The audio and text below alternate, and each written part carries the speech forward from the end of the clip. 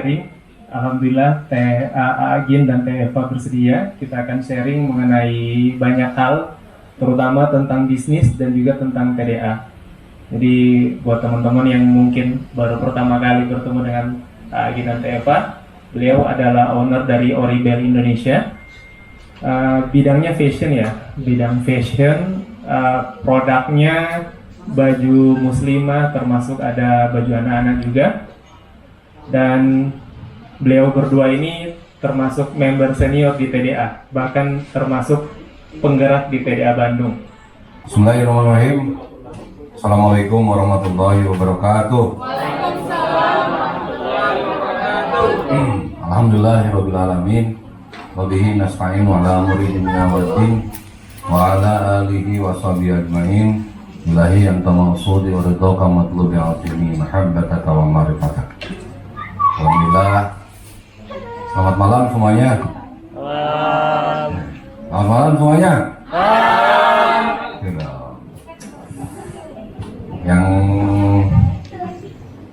Yang balas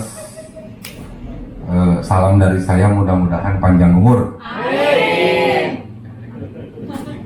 Yang balas salam saya, mudah-mudahan hutangnya cepat selesai. Amin. Yang balas salam saya, mudah-mudahan kalau yang jomblo dapat jodoh. Amin. Amin. Yang balas salam saya, mudah-mudahan yang udah berkeluarga makin sakinah mawaddah dan warohmah.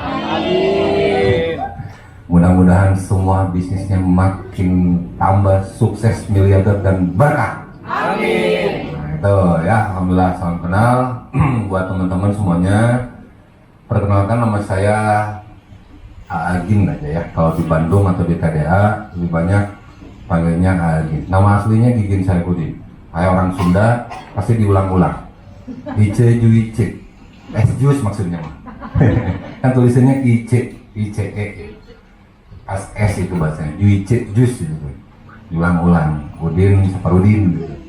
Gigin Saifuddin karena anak laki-laki, orang Bandung, orang Sunda dipanggilnya laki-laki itu kalau nggak Akang, AA. Jadi saya memilih untuk personal brandingnya pakai nama AA, GIN, Gigin. Jadi saya ganti jadi GYN biar keren. Ya. Siapanya Agim? Agim guru saya. Agim mah udah pernah 2, saya mah 1 aja. Ya, Pak. Saya kebetulan lulusan tekstil, sekolahnya di tekstil sana. Saya anak teknik tekstil. Ya. Kalau istri saya kimia tekstil, tapi yang ngerjain skripsi saya anak kimia tekstil. Ya. Jadi DNA saya dari kuliah itu udah owner, mendelegasikan tugas. Jadi makin pinter kan, makin pinter. Gitu lah. Kebetulan di PDA juga saya masih baru ya, masih baru 2009 maksudnya. Jadi lumayan member baru di PDA di 2009.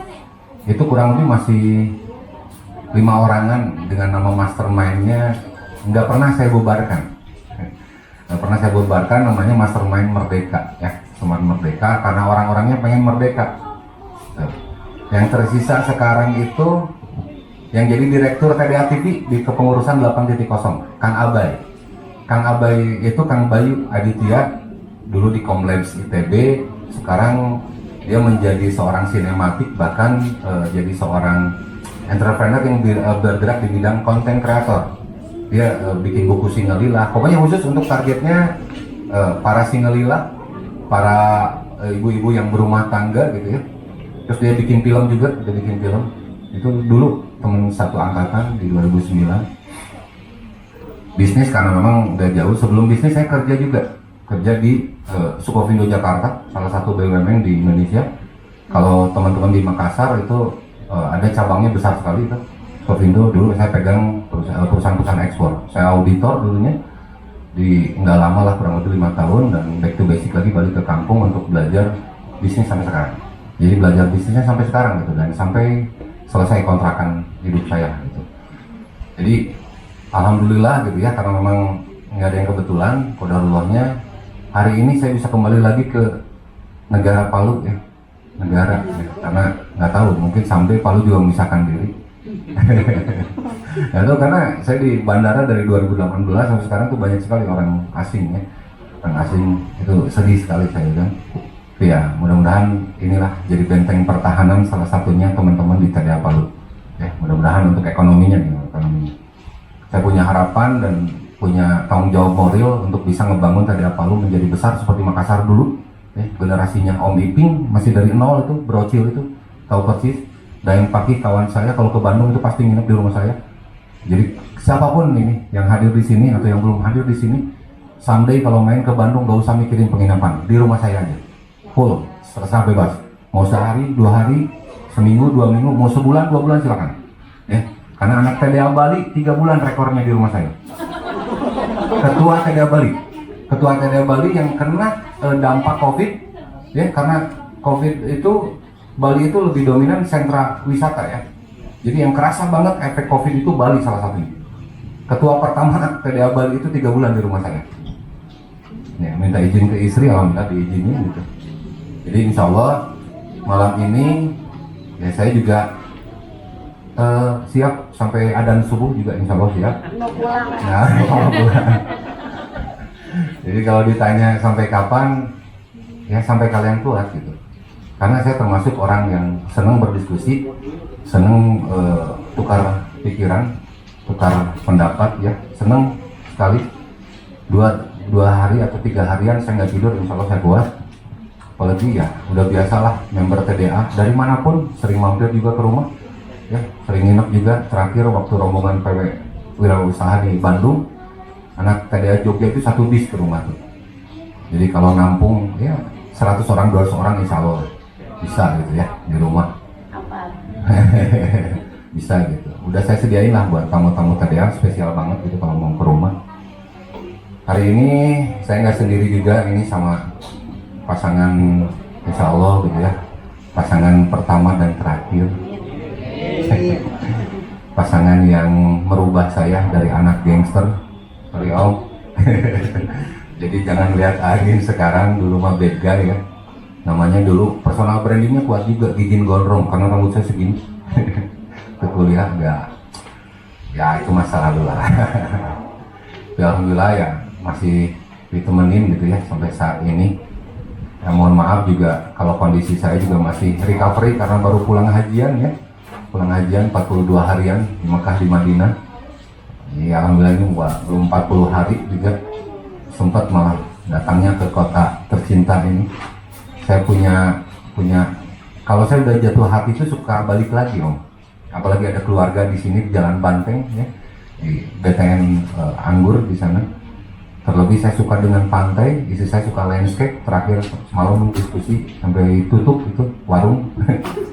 Ya setutupnya aja, kalau TDA setutupnya aja, belum diusir saya nggak akan pergi gitu ya kan. Di Bukit Doda itu luar biasa, amazing banget. Saya nggak mau ngasih materi soal how to start the businessnya, how to create the marketnya, how to sell the produknya, no. Saya bukan tipe seperti itu. Saya bukan Daeng Pakih yang sering bikin workshop. Sahabat saya yang keren sekarang dengan TikToknya dan FB-nya. Bersyukurlah teman-teman, ini modal utama buat Pak Ketua ya, Mas Rehan. Kalau dulu saya ngerintis Bandung cuma 5 orang, ini teman-teman di sini udah sangat komplit banget. Apalagi saya dengar ceritanya TDA perempuan itu sebagai fondasi keluarga, apalagi di TDA ya. Itu rahasianya dari TEPA itu. TEPA juga salah satu pendiri TDA perempuan. Jadi kalau dibilang TDA perempuan lahir di Jakarta salah, lahirnya di Bandung semuanya. TDA sosial lahirnya di Jakarta salah, semuanya di Bandung. Jadi komunitas yang ngebangun masjid Pertapa Ngali kalau di TDA itu TDA Bandung ya. Saya ganti semua nama masjid yang saya bikin itu jadi Yadul Ulya. Saya bikin jembatan gantung di pelosok yang naik mobil 4 jam, naik ojeknya 4 jam. Jadi lebih ekstrim banget. Jadi cara ngospek saya, anak-anak member yang belum bayar, belum terregister, itu saya ospek dulu ya. Kalau dulu ospek saya dipukulin waktu kuliah dulu. Kalau sekarang enggak, harus melatih panca indera, mata, telinga, dan hatinya. Kalau kalian hidup nggak mau susah, bantu kesusahan orang lain. Sementara ini lagi recovery tentang gempa ya. Makanya harus jadi TDA Palu ini harus jadi rekanan yang terbaik nih buat negara Palu ini, Pulau Palu ini, Kota Palu ini. Itu ya teman-teman buat di awal, nanti bebas mau nanya apa aja, mau seputar bisnis, apalagi fashion, ya, mau seputar keluarga, mau seputar apapun, silakan. Ya. Insya Allah saya juga tadi saya lihat ada yang pakai baju G-Coach, saya nggak tahu angkatan berapa, saya angkatan 25, ya baju GBC-nya. Kos Mami kalau ke Bandung, ya Kos Mami kalau ke Bandung pasti kontak saya, karena murid yang dia kenal kalau orang Bandung, ya ini murid nakal yang nggak mau diatur. Biasanya kan kalau muridnya nakal sering diingat gurunya. Nah, Kos Mami itu ya guru saya di Malang, sangat ingat dengan Ajin, manggilnya itu Ajin. Ya, alhamdulillah juga bersyukur para pendiri di PDA insya Allah kenal juga, dari mulai Faroni sampai ke semua presiden insya Allah kenal, dari mulai Pak Iim yang sekarang jadi presidennya OKOC, ya kan, Pak Rosihan yang kedua, ketiga Mas Fauji Rahmanto, yang keempat Pak Romdoni, ya saya kenal juga, Denbara saya kenal, terus Mas Bimo saya kenal juga, apalagi di Samdeka saya jadi ketua wilayah Jawa Barat, ya waktu zaman presidennya Samdeka saya jadi ketua wilayah, terus sekarang juga dengan yang presiden sekarang juga Mas Eko, insya Allah saya kenal baik juga sama beliau. Saya sangat rindu ketika saya landing ke Palu, sebelumnya pasti saya kontak kawan-kawan di TDA Palu dulu. Saya punya pertemanan yang sebaik dengan Om Pais ya, Mas Pais. Harapan waktu beliau ke Bandung kontak, kebetulan saya lagi di Mekah gitu, di Mekah. Terus saya punya teman juga Om Pajrin di sini, Om Fahri tadi siang kita ketemu sempat makan bareng juga di sini. Harapan saya apalagi ada rencana Bapak ini, Pak Komandan ini. Saya harapannya bisa sehat selalu, panjang umur, dan beliau bisa menjadi pemimpin ya di wilayah di sini. Itu saya sangat support sekali. Itu aja mungkin buat perkenalan di awal ya, buat teman-teman semuanya. Ini salam kenal, jadi anytime ya, kapanpun teman-teman mau ke Bandung jangan ragu, gak pernah ragu, silakan save nomor saya, kontak saya, silakan, gak usah mikir-mikir, tinggal mampir ke rumah, mau nginep juga silakan, gitu ya. Hari ini full, saya nggak akan batasin waktunya. Yang ngebatasin waktu saya itu adalah ya beliau, jadi terserah beliau aja nanti. Itu mungkin sekarang tinggal perkenalan dari. Assalamualaikum warahmatullahi wabarakatuh. Nama saya tuh Eva Herianti, panggilannya Teh Epa karena nemenin AA. Pekerjaannya ibu rumah tangga, hobinya rebahan, sama ya nemenin AA kemana-mana. Kalau bisnis sampingan, gitu aja. Kalau di sini ditulisnya saya ownernya Oribel Indonesia, insya Allah itu salah satu brand aja. Target saya 50 brand. Ya, target saya 50 brand. Alhamdulillah Oribel Indonesia juga brand yang nggak sengaja ya, nggak sengaja dibikin karena itu kondisinya lagi minus ratusan juta soalnya.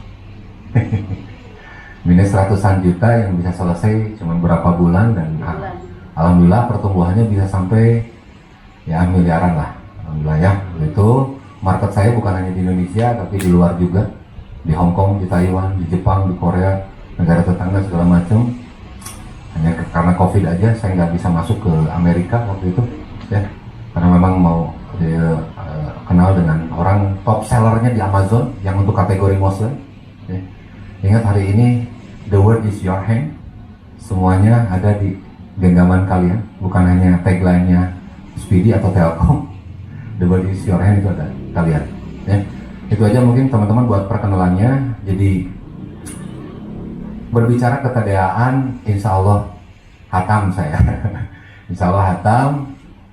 Harapan saya nanti someday saya kesini lagi udah 10 kali lipat jumlah membernya, dengan program-program yang begitu luar biasa, dengan pertumbuhan member di bisnis membernya yang kelihatan bertumbuh, dan banyak member dan banyak dari kegiatan-kegiatan kita yang bisa memberikan impact ya, positif buat dirinya, buat bisnisnya, buat keluarganya terutama, dan buat timnya, dan buat tetangga, saudara segala macam.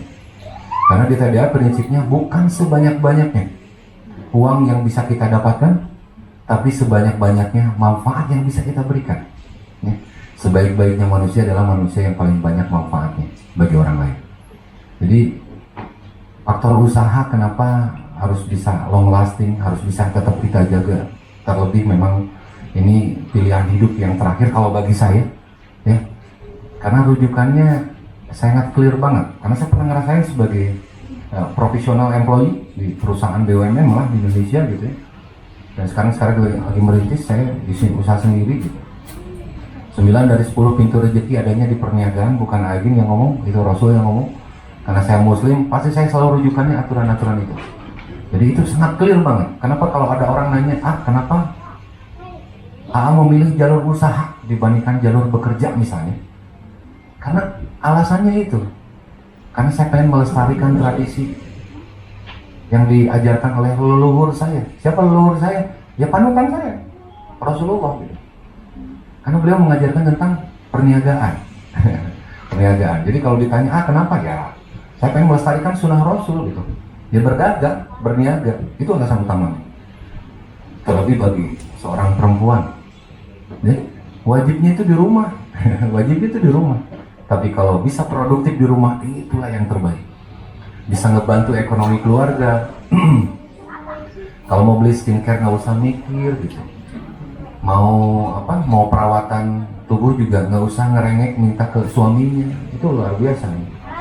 Bisa menopang ekonomi. Dan saya yakin semua ibu-ibu perempuan pengen yang terbaik buat pasangannya, pengen terbaik buat anak-anaknya gitu. Pengen pendidikan yang terbaik, pengen makanan yang terbaik, pengen pakaian yang terbaik, pengen perumahan yang terbaik, kesehatan yang terbaik, kan begitu. Ini harus ditopang. TDA ini komunitas bisnis, dibentuknya waktu dulu sama para founder ya, penasehat Pak Haji Alay almarhum, ya, Pak Roni and the gang. Tidak sengaja dibikin untuk menjadi besar, tapi karena sama-sama punya rasa, doanya sama. Nggak tahu kalau di Palu ya, kalau di Bandung doanya ini Mas, Robbana atina fid dunya hasanah wa fil akhirati hasanah wa qina adzabannar. Di sini sama nggak Mas? Ya, kalau bagi Muslim berarti sama. Ya. Karena saya pengen bahagia di dunia, tapi nggak hanya di sini, bahagia di akhirat juga. Makanya, Om Rehan, ya Mas Rehan, jadikan TDA sebagai wasilah, jembatan emas bagi kalian mencapai kebahagiaan di akhirat dan di sini. Episode kita di sini, di dunia hari ini harus dinikmati, tapi jangan terlena. Karena yang pasti di dunia ini apa Mas? Mati. Kita nggak tahu. Dulu pernah nggak ada yang berpikiran, walaupun alat banyak dipasang di mana-mana, ada kan kejadian gempa yang begitu besar?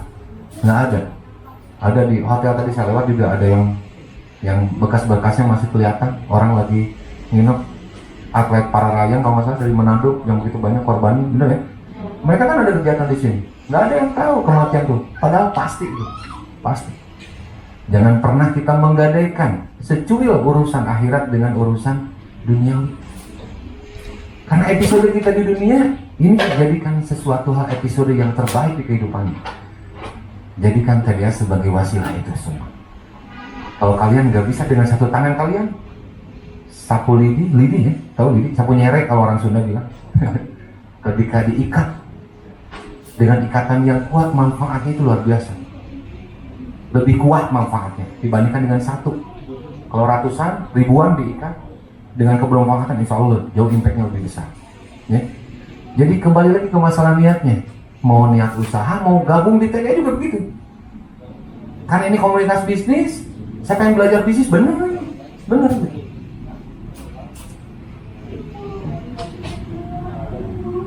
Makasih Mbak.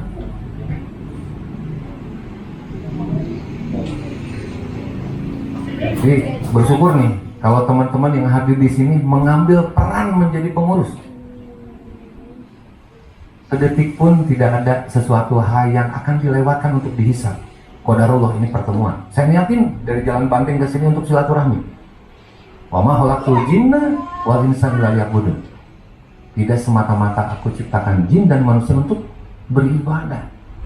Setiap langkah, apapun kegiatan yang kita lakukan, niatkan untuk ibadah.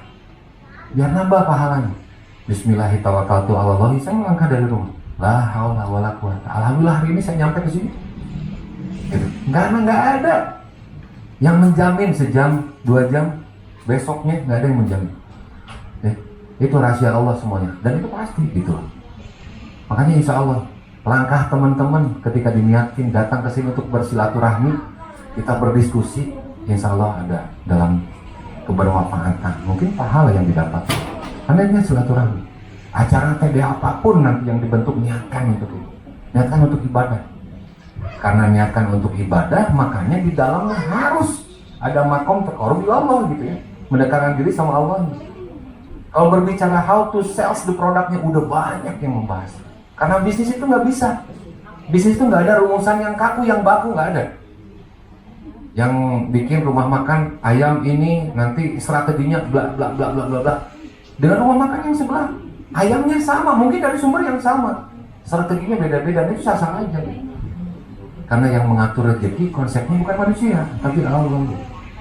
Makanya yang jelas kita jangan keluar dari aturan-aturan itu semua. Ya, teman-teman, biar makin seru, biar makin sayangnya enak untuk diskusi, silakan kalau bagi yang mau nanya apapun soal personality saya, personality Teh Epa, soal bisnis yang dibangun atau soal apapun tentang TDA is okay, fine, silakan Pak Ketua ya untuk dimoderatorin, mangga.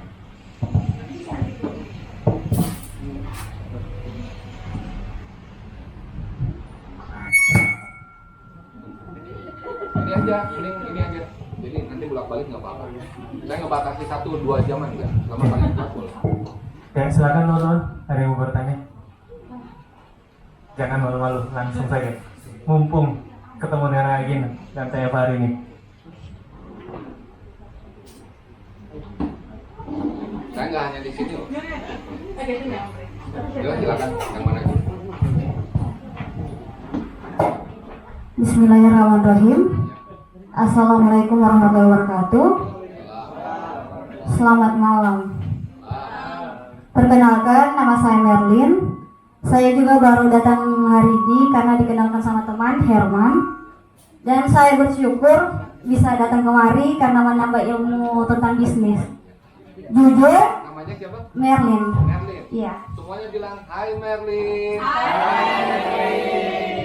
Ya karena dia jadi bagian dari keluarga kita. Kita sambut. Saya lanjut, Pak. Ya. Jujur saya punya bisnis, tapi saya belum tahu cara mengembangkannya. Bisnis saya itu di bawang goreng. Ya, saya produksi sendiri di rumah. Itu jalannya dari 2015. Hanya saja kita belum tahu struktur untuk perkembangan bisnis. Jadi jalannya bergerak di tempat dan tidak ada perkembangan. Terus dengan belajar lewat sosial media tentang ilmu marketing, saya mulai buka brand sendiri. Itu Daleta Bawang Goreng. Tapi sampai sekarang saya belum dapat untuk ilmu yang lebih dalam tentang bidang marketing itu. Mungkin itu saja pertanyaan saya. Terima kasih. Boleh sok yang 2 aja. Oke, tes. Assalamualaikum warahmatullahi wabarakatuh. Oke, perkenalkan nama saya Mina, Kang. Teh Eva. Oke, yang ingin saya tanyakan. Halo. Oke, yang ingin saya tanyakan mungkin terkait hubungan ini ya, rumah tangga. Apakah memang dari awal Agin ini dengan Teh Eva itu satu selaras istilahnya? Karena selama ini kami membangun bisnis sama-sama, kadang ada apa ya, lain gitu, maksudnya suami maunya lain, saya juga lain. Jadi mungkin ada cerita dari Teh Eva atau Agin untuk bisa menselaraskan itu. Terima kasih.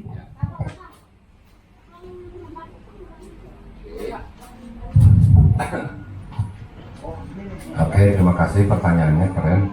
Buat yang Mbak yang tadi, halo Mbak. Merlin ya, pertanyaan juga seputar marketing lah ya. Boleh saya tanya, kenapa bisnisnya bawang goreng? Karena itu turunan Pak, itu usaha keluarga. Ya, oke. No business, no sales, no business. Oke. Ya. Yang pertama yang harus dipikirkan bukan produknya, tapi marketnya dulu. Kan saya tanya, marketnya kemana? Sebenarnya ke ini, Oke. Di luar Kota Palu kita parkir dulu. Di luar Kota Palu. Kenapa saya harus beli bawang goreng Mbu Merlin? Karena bawang goreng Kota Palu itu beda, Pak. Beda apanya? Sama bawang Jawa. Oke. Bawang Palu itu Iya. bukan bawang merah, Pak, yang di luar. Bukan apa? Bukan bawang merah. Bukan bawang merah seperti di Brebes. Iya, iya. Oke, terus? Terus dia ini, Pak, ada berbagai jenis bawangnya. Oke. Nasi, baru, Oke. dan tetap. Ya. Itu pernah dijelaskan nggak bikin sebuah konten atau campaign? Untuk Value-nya?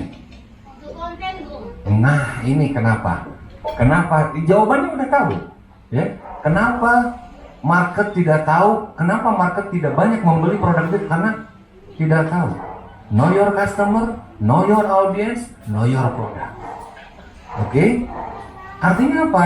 Mbak sendiri tidak menguasai dari sisi produknya. How to sell the produknya? Kita harus memetakan dulu masalah marketnya dulu. Ini harusnya oleh-oleh buat orang luar Palu. Orang luar Palu mana? 280 juta ini penduduk Indonesia. Ya? Yang pertama dilakukan dulu edukasinya dulu. Campaign. Sekarang berbicara soal konten. Era sekarang itu era konten, bukan era produk. Oke? Jadi bukan saya yakin istri saya pencinta bawang goreng Palu karena sering dikirimin sama kakaknya. Anak saya sampai seneng suruh dipilih antara durian atau bawang goreng. Bawang goreng ayah. Kenapa? Nggak suka durian dia. Karena pilihannya cuma 2. Kalau pilihannya 10 mungkin dia milih yang lain, milih coklat dan lain gitu. Karena pilihan uangnya, kamu mau dikirimin durian atau bawang goreng? Bawang goreng. Karena sering merasakan, saya termasuk yang bersyukur yang pernah merasakan dan tahu tentang produk bawang goreng yang Palu. Itu enak, memang beda dengan yang lain. Inilah tugas Mbak. Nanti belum lagi berbicara soal packaging. Era sekarang era kemasan. Kemasan produk. Sekali lagi ya, era sekarang eranya konten. Bagaimana caranya itu produk, value produk bisa terdelivery sebanyak-banyaknya. Sedangkan di online, sorry to say, saya pemain internet, bisa di breakdown. Target marketnya gimana? Ada yang usernya anak-anak, yang belinya anak-anak bukan? Mana yang kita edukasi? Anak-anak itu pemakannya. Horrible Kids, usia 6, 8, 10, 12, yang usernya anaknya, yang belinya emaknya. Berarti yang bayarnya itu emaknya. Tapi kita educate dengan konten supaya perempuan anak-anak itu ngiler kalau ngelihat ininya, apalagi usia-usia tanggung, susah banget. Usia-usia tanggung susah nyari produknya. Kita hajar, yang mulut orang lain susah kita hajar marketnya itu, gitu loh. Dan harus terisut, bukan enak menurut Mbak. Ya, harus ada validasinya, harus ada checklistnya, segmentasinya, low segment market, middle segment atau premium segment. Ini saya cerita. Kalau misalnya ada nama pulpen mereknya Pilot, tahu Pilotnya? Pilot ya, mereknya Pilot, dijual di diskota atau di angkot. Ya, kalau di Bandung di angkot atau di diskota biasanya tempat-tempat umum, itu cuma Rp3.000. Masuk di toko buku, yang toko biasa ada toko biasa dijual harga Rp5.000. Ya, di Gramedia itu udah naik Rp15.000. Ya, Rp15.000. Tapi di Hotel Indonesia harganya Rp55.000. Barangnya sama. Kenapa beda? Placementnya juga beda, packagingnya beda, orang-orang yang belinya beda. Kalau orang deal untuk project yang besar pakai pulpen Pilot, nggak mungkin beli di Damri atau di angkot, betul ya? Padahal sama tinta, gitu loh. Ya, sebenarnya ketika berbicara soal marketing pasti akan breakdownnya panjang banget. Tadi saya lihat, artinya Mbak belum bisa mempackage, mendelivery sebuah value dari produknya terhadap calon-calon customer. Kalau bahasa saya di internet itu buyer persona atau avatar. Pernah lihat film Avatar? Orang aslinya dimasukin dalam tabung, betul ya?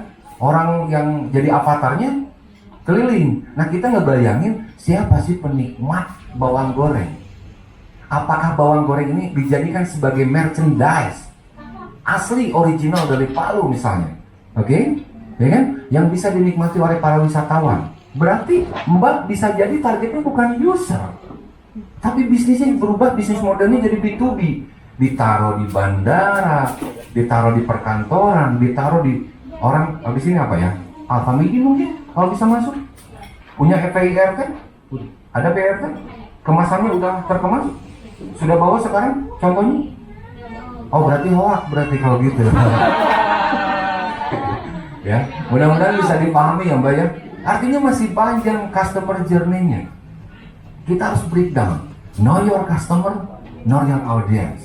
Ya, karena berbicara bisnis itu berbicara people, berbicara buyer. Buyer ini berbeda-beda orangnya. Ya, orang yang kenapa sih orang dengan kerudung instan misalnya, atau kerudung yang handal. Saya baru tahu adat Sulawesi ketika kemarin ponakan saya nikah di sini. Masya Allah, luar biasa ini. Mama sudah tua pakai kacamata hitam. Wow, udah manggil nenek. Wah, luar biasa Sulawesi. Indonesia itu indah. Hari Sabtu adat Sunda, hari Minggu adat Gorontalo. Wah, saya bilang belum lagi nanti ditambahin sama Om Pais kan, karena beliau ketua dan paguyuban Jawa di sini. Oh masa indah banget nih Indonesia. Ya, yang Mbak ya, PR-nya di seputar bukan produknya. Trust me deh Mbak, bawang goreng Paru, the one and only, itu bawang yang terbaik di dunia Mbak. Produknya, ya. Saya baru pulang dari Mekah Mbak. Salah satu yang dikangenin pasti makanan khas daerah. Abon itu solusi bagi kita sebagai jamaah haji atau jamaah umroh. Solusi, bon cabe itu solusi. Apakah bawang termasuk? Bagi para pencintanya mungkin. Jadi beri pengertian, karena itu bisa dijadikan target market. Apakah orang yang umroh, Mbak udah cek berapa jumlahnya setahun? Lebih dari 10 juta Mbak. Itu kan bisa jadi target pasarnya. Mbak bisa iklannya misalnya, placementnya di Facebook, di Instagram, atau di TikTok, ya kan? Atau pakai Google AdWords. Nah itu, cara beriklannya juga berbeda. Antara B2B dengan B2C itu berbeda. Ya? Jadi ketika nanti pemilihan model bisnis itu juga penting.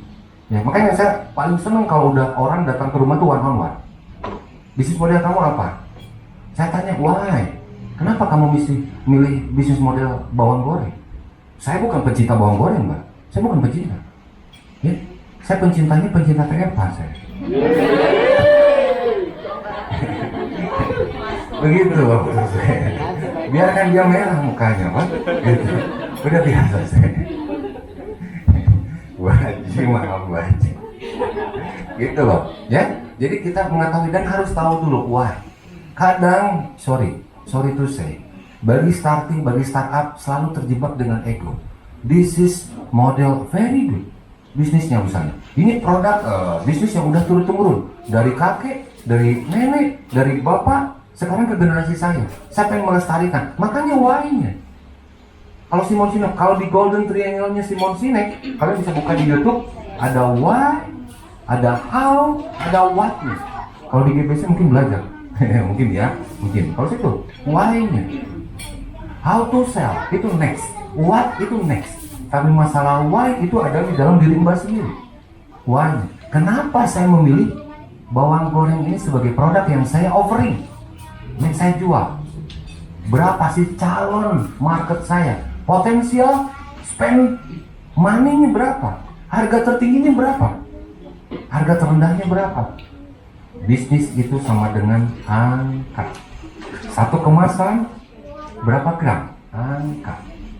Satu kemasan ini berapa banyak bawang yang diperlukan? Minyak yang diperlukan? Semuanya angka. Oke? Terus angka berapa jumlah followernya? Oke. Tenang, Om Fahri belum datang, udah datang ya. Soal Palu, segala sesuatu hal bisa dipromosikan di soal Palu. Ya? Soal Palu itu terbaik, 300-an sekian tuh, hampir 400.000 soal Palu. Milik anak TDA Mbak, jangan salah. Ya, TDA Palu itu besar di sini, ya kan? Makanya dia diangkat jadi staf khusus yang Bali kan. Gimana Mbak? Cukup? Oke ya. Nah, kalau pertanyaan anak GBC dijawab sama anak GBC juga. Ya. Bingung. Ya karena jujur sebenarnya meskipun kita kayaknya romantis, akur-akur aja, sebenarnya agak sesempurna itu gitu kan. Karena dalam rumah tangga itu kalau yang adem ayem justru harus dipertanyakan gitu kan. Kok bisa adem ayem kita dua orang berbeda? Apa sih ya? Pertanyaan soal Apa planner? kapal planner. Dari perjalanan saya sama AA tuh kita pernah mengalami turbulensi ya tahun 2015 akhir kalau nggak salah. Di situ kita benar-benar di titik minus gitu kan, sampai akhirnya muncul Oribel gitu kan. Tadinya kan kita nyangkanya bahwa kita tuh gagal karena kita gagal ada kerjasama gitu kan, masalah di bisnisnya gitu kan. Setelah kita tapakelin kesini ternyata masalah intinya sih di kitanya gitu, bukan di bisnisnya. Karena antara saya sama A-nya aja belum selesai gitu kan, karena kita punya visi misi dan berbeda gitu kan. A pengen ke kanan, saya pengen ke kiri. Ayah kerjaannya ribut mulu karena kita punya ego masing-masing. A pengen baju laki-laki, kalau nggak salah dia kan sukanya olahraga, dengan saya pengennya gamis gitu kan. Terus keinginan kita juga beda-beda. Tapi karena kita mengalami satu turbulensi itu menjadi anugerah bagi kita sebenarnya, karena akhirnya itu jadi titik balik kita sama-sama mentapakiri gitu kan. Akhirnya kita saling berdamai dengan masa kini, masa lalu gitu kan. Dan akhirnya di situ kita saling ngobrol bareng AA, karena kan ternyata mau dalam rumah tangga mau bisnis sebenarnya intinya komunikasi gitu kan. Jadi selama ini sebenarnya kita tuh jarang berkomunikasi gitu kan, karena saya ngerasa gue banget AA sama gitu, akhirnya gak ketemu. Dan pada saat kita mengalami turbulensi itu, alhamdulillah kita dekat sama ulama-ulama ya, guru-guru lah kalau di guru-guru pesantren, dan kita dinasehatin bahwa dalam rumah tangga itu harus nggak kuat panas saya. Enggak, Kalau audiennya kepanasan nggak apa-apa, berarti pembicaranya kepanasan. sebel. Ternyata Nah, saya nggak bisa, Om. Kalau ngelihat dia nggak bahagia, saya nggak bisa. itu kerjanya kita saling menggombalin. Tapi di situ kita dapat nasihat bahwa sebelum kalian membenahi bisnis, benahin dulu rumah tangga kalian gitu kan. Akhirnya di situ kita benar-benar mengikhlaskan semua yang udah terjadi. Kita banyak ngobrol, banyak main, banyak ngamar, beneran itu ya. Ternyata setelah kita setelah ngobrol gitu, menyamakan visi misi, akhirnya siapa nih yang mau ngalah? Akhirnya AA yang ngalah gitu kan. Siapa nih yang mau ke depan? Oke lah, akhirnya kita mengedepanin Oribel, dan hampir 99% saya yang handle waktu itu. Tapi AA di belakang dan AA yang ngedorong gitu. Tapi kita samain visi misi, mimpi-mimpi, semua kita obrolin gitu kan. Dan ternyata dengan hanya menyelesaikan masalah itu gitu kan, Allah tuh memberikan ke kita keajaiban ya. Dalam hitungan 3 bulan malah selesai hutang-hutang itu. Saya juga nggak tahu uangnya dari mana, karena waktu itu kita jualan Oribel benar-benar tidak sempurna, karena kita jualan baju tanpa packaging, tanpa label, tanpa hang tag gitu kan. Cuman foto juga gratisan, pakai model gratisan keponakan ya. Dan ongkos jahitnya masih ngutang dan gak kebayar. Karena modalnya cuma 7,5 juta waktu bikin Oribel. Dan saya nggak tahu gimana dalam hitungan 3 bulan itu hutangnya ratusan juta itu selesai, investor udah dikembaliin, dan masih menyisakan uang yang nggak cukup buat modal lah waktu itu gitu. Jadi situ saya nyangka, ternyata yang Allah itu pada saat kita dalam rumah tangganya baik-baik saja, saling mengikhlaskan, saling memaafkan, saling menyayangi gitu kan. Pokoknya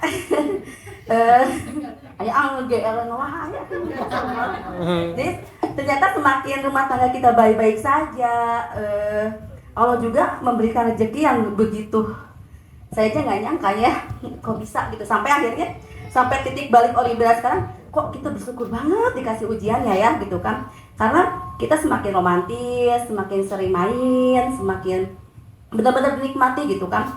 Kita fokus ke intern, ke rumah tangga saya sama AA, jangan terlalu fokus ke orang gitu kan.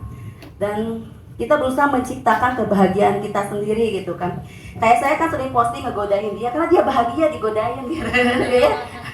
Termasuk saya sama, saya juga bahagia digodain kayak gitu. Jadi kita hal-hal kecil tapi ternyata impactnya besar. Kalau kata saya, testimoni dari saya kayak gitu ya. Kalau AA pasti panjang penjelasannya nih. Kalau saya tuh nggak pernah memaksakan, karena dari awal tuh kita tuh genrenya udah beda. Beliau aliran putih, saya aliran hitam. Jadi jelas beda, nggak bisa disatukan gitu. Yang menyatukannya rekening, Mbak. Rekening. Jadi nggak usah berdebat soal itu gitu ya, soal nggak berdebat. Tapi benar, 70% tubuh kita itu adalah air. 70% kehidupan itu kuncinya di komunikasi. Saya pernah di Jakarta, orang kurang untuk ongkos Metro Mini waktu itu, kurang 2.000, nggak seberapa. Tusuk-tusukan. Yang sopirnya ya sorry lah, berbicara ini suku Batak, ngomongnya biasa, tapi yang ngedengernya luar biasa. Salah persepsi. Gara-gara komunikasinya ada yang kurang pas. Bunuh-bunuhan, apalagi bisnis gitu loh. Saya memang benar, saya mengaminkan, karena itu perjalanan true story-nya gitu, bahwa kita ngejaga, akhirnya dari yang tadinya ketika ngerasainnya itu Masya Allah sarapan pagi, makan itu malah sore, karena saking fokusnya kita fokus terhadap solusi. Kita nge-breakdown berbagai macam permasalahan yang terjadi, sesudah kita clearan lah, saling memaafkan, saling mengikhlaskan. Jadi ketika situasi kondisi apapun yang tidak menyenangkan, ingat ya, itu ada rencana Allah yang terbaik. Kadang di mata kita itu yang menyenangkan itu yang manis-manis, padahal obat itu pahit tapi menyehatkan. Kita lupa gitu dengan kadar itu, bahwa Allah selalu punya rencana yang terbaik bagi umatnya lewat episode A, B, C, D. Makanya ketika back to basic lagi, ketika ada sebuah permasalahan, rujukan utamanya, way out-nya harus dari yang memiliki aturan di kehidupan ini gitu. Saya balik lagi, apa ya? Kenapa ya ada kesulitan? Saya tanya ke para ulama, karena saya nggak ketemu dengan Rasulullah. Kalau pengennya kan saya diskusi langsung. Kata Rasulullah kan nggak usah khawatir, warasatul anbiya kan gitu. Dengan para ulama, ya saya tanya ketika ada permasalahan bagaimana, gitu kan? Wasta'inu bisobri wasolat. Jadikan sabar dan sholat sebagai penolongmu. Oh oke. Ai sabar teh apa? Sabar itu bukan diam, menyingsingkan lengan baju. Artinya kita berikhtiar semaksimal mungkin untuk keluar dari permasalahan yang ada. Gimana caranya? Ini salah satunya. Ketika saya terjadi, itu kan 2015. Sementara saya masuk dan isut daftar jadi member TDA itu di 2009. Waktu itu masih 5 orang, bahkan dianggapnya sebagai perintis bahkan pendiri TDA Bandung gitu. Yang nggak pernah meninggalkan ketika saya dalam kondisi turbulensi TDA gitu loh. Ada kalanya masalah besar yang kita hadapi saat itu, masalah besar bisa jadi masalah kecil banget bagi orang lain yang sudah melewati. Saya datang tuh direktur, waktu itu direktur keuangannya Satco Group, kebetulan satu mastermind, Kang Arum sama Kang Abay itu yang datang. Kang Arum ini seorang direktur keuangan Satco Group. Satco Group ini yang punya brand Safira, Joya, Mezora, Encyclo sama Torch.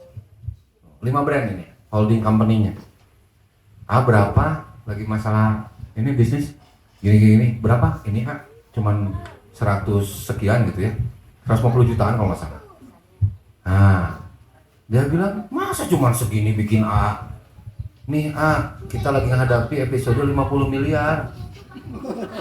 Jadi masalah tuh kecil pisan gitu, kecil banget. Terus saya tanya, gimana, apa yang harus saya lakukan? Ini tuh. Jadi kita harus open mind ketika kita ada permasalahan, ngebuka diri. Ini salah satu komunitas yang membantu saya. 2009 saya masuk di TDA, nggak pernah itu kerasanya justru ketika pas ada problem. Bukan kita pengen dibantu secara keuangan, tidak. Apalagi kita pengen didengar kalau curhat tuh, pengen denger aja.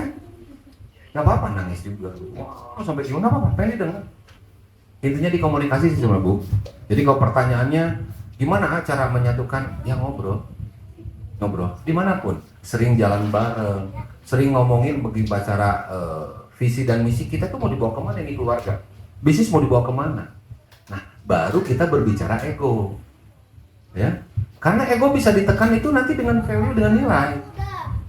Siapa yang memungkinkan, siapa yang memang secara angka, secara data bahwa bisnis ini yang menghasilkan, inilah itu.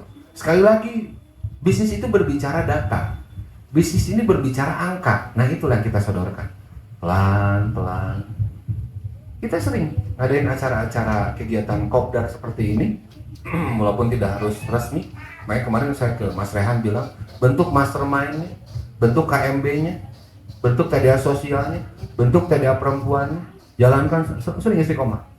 Ketemu. Harus ada ilmu yang selalu terupgrade di situ. Siapapun nanti yang isi. Kenapa sih tiap ke daerah keras milih? Bukan hanya di sini. Tanya kayak Pak. Di rumah itu udah tiap hari itu udah gantian orang keluar masuk. Bukan hanya seorang. Kadang bisa 5. Makanya saya udah biasa nerima tamu sampai jam 4 pagi. Itu udah biasa nerima tamu. Ya, kalau malam-malam tamunya ya bukan ibu-ibu. Ya, jam 12 malam tentunya anak gangster udah di depan rumah. Padahal udah dikunci. Ya saya dicetak di TDA menjadi servant leader. Pemimpin yang melayani anytime. Karena saya tahu, siapa tahu dari yang mereka lagi kesulitan, dengan hadirnya diskusi dengan bisa menjadi jalan keluar. Ada orang, makanya kemarin siapa tuh yang masih kerja itu? Saya bilang mikir lagi deh kalau mau bisnis. Di TDA, sesama TDA ada affair. Di sesama nikah dengan TDA mau cerai gara-gara bisnis. Coba ke Agin deh. Sampai peluk-pelukan di depan saya tuh, dimarahin sama saya. Akhirnya peluk-pelukan. Selesai. Sekarang udah lahir lagi anak yang ketiga. Ini masalahnya cuma itu gitu loh. Ya Allah. Makanya bukan hanya bisnis saja sebenarnya. Kalau keluarganya selesai, saya sangat menjaga banget kebahagiaan istri. Karena di pemahaman saya yang saya dapatkan dari guru saya, kalau pengen sukses di dunia dan di akhirat, jangan pernah sakiti istri. Bahagiakan istri. Gitu, serius. Yeah. Kalau istri saya nanti suatu saat, ayah pengen punya rumah dekat Bukit Agoda, saya pikirin itu, saya cari tanah di situ. Kalau istri pengen, saya jaga. Kalau perlu, Mas Faiz, kalau istri saya pengen Gunung Tangkuban Perahu, saya cari yang punya sertifikatnya itu. Ini saya cari doang kan, jangan mungkin dijual. Benar-benar saya jaga, karena ketika perubahan yang saya alami, ketika saya menjaga beliau, saya niatin kemarin hajian, ya Allah izinkan saya menjadi pengawal terbaik bagi dia untuk hajian bareng dengan saya. Izinkan saya hajian berbahagia dengan dia. Izinkan saya menjadi pengawalnya. Saya jaga sama-sama ngerasain tawaf jam 2 pagi. Pegangan tangan di muka Akabah.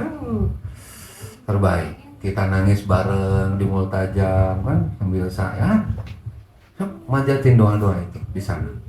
Ada masalah mah biasa, dan meyakini satu kesulitan dua kemudahan. Ketika ada satu kesulitan udah include dengan dua kemudahan. Kenapa susah mencari solusinya? Terhisap oleh dosa. Kitanya nggak menyadari, apalagi kita nggak tahu positioning kita tuh seorang istri. Ilmunya karena seorang profesor, suaminya lulusan SD, seenaknya. Di atas ilmu ada adab. Makanya harus tahu ilmunya. Mencari dunia dengan ilmunya, mencari akhirat dengan ilmunya, mencari dua-duanya dengan ilmunya. Kalau bikin bawang goreng asal-asalan nggak enak, harus pakai ilmu. Bikin saraba juga harus pakai ilmu. Nggak tahu, belum ada di sini saraba mana. Kemarin tanya kan, Om itu tuh, Agin sampai kapan? Sampai saya minum, sampai saya kenyang minum saraba, saya baru pulang. Ya kan, gitu. Gitu loh maksudnya. Ya. Jadi tenang, ya Ibu ya. Soal masalah ilmu di TDA, alhamdulillah sekarang tidak kesulitan. Mau berbicara finance, bicara yang pertama terima kasih Kang Ikin sudah datang ke TDA Palu ini kali keduanya kita sama-sama. Yang pertama sebelum gempa. Alhamdulillah sekarang sudah jauh lebih baik keadaan teman-teman juga TDA Palu. Sekarang kepengurusan juga sangat luar biasa, sudah sangat aktif sekali. Beberapa bulan kemarin ya, saya ke Bandung kan ya. Jadi memang ini Bandung ini diciptakan saat Tuhan lagi tersenyum gitu ya. Luar biasa, orang Bandung ini jago ini. Kenapa jago? Dia tahu Tuhan tersenyum, makanya Bandung jadi dengan begitu istimewa. Nah, pertanyaan saya kan, bagaimana kolaborasi pemerintah dengan teman-teman pengusaha terutama, sehingga yang kita tahu Bandung itu growth-nya itu sangat luar biasa. Ya, growth-nya luar biasa, kotanya indah, rapi. Nah, ini sebenarnya yang harus teman-teman Palu juga harus mengadopsi dari sana. Nah, kira-kira mulai kapan itu mulai growth-nya terlihat signifikan, dan bagaimana tipsnya teman-teman pengusaha kolaborasi dengan pemerintah? Terima kasih. Assalamualaikum warahmatullahi wabarakatuh. Agung, nama saya Abdullah Rusli, saya salah satu pengurus TDA Palu, tepat di di divisi PW, Pesta Wirausaha. Oke, pertanyaan saya terkait seputar TDA.